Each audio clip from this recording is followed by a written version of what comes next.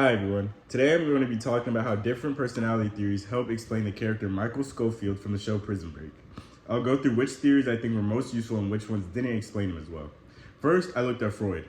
I used the concept of repression, which means pushing painful memories out of your awareness. This helped explain why Michael hides his emotions and never talks about his childhood. It gave me some insight into why he's so controlled, but it didn't really explain the bigger picture of his behavior. Next, I looked at a neo-Freudian theory using Erikson's stage of identity versus role confusion. This stage is all about developing a strong sense of who you are. I thought this made sense because Michael clearly sees himself as someone who protects others, especially Lincoln. This theory helped explain his sense of purpose, but it still didn't cover anything. Or it still didn't cover everything, sorry. Then I used trait theory from McCrae and Costa. I focused on conscientiousness, and honestly, this theory fit Michael really well. He's super organized and responsible and disciplined in everything he does. His whole plan to escape Fox River shows his high conscientiousness. This model gave a super clear explanation for how he acts.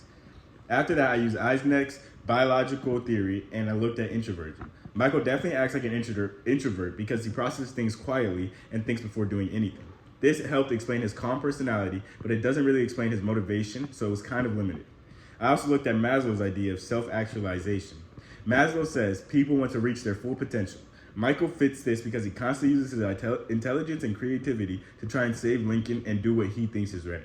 This theory helped explain his sense of purpose and why he takes on challenges.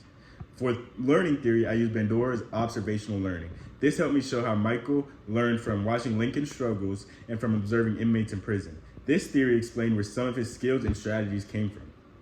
Finally, I used Roeder's idea of locus of control from social cognitive theory. This was actually one of the best fits. Michael totally has an internal locus of control because he always believes he can change things through his own actions. He doesn't wait for luck or the system to fix anything. So overall, I think the most useful theories for understanding Michael were trait theory and social cognitive theory. They explain both how he behaves and why he thinks the way he does. The least useful theories were Freud and the biological theory because they only explain very small parts of his personality. Thank you guys for listening.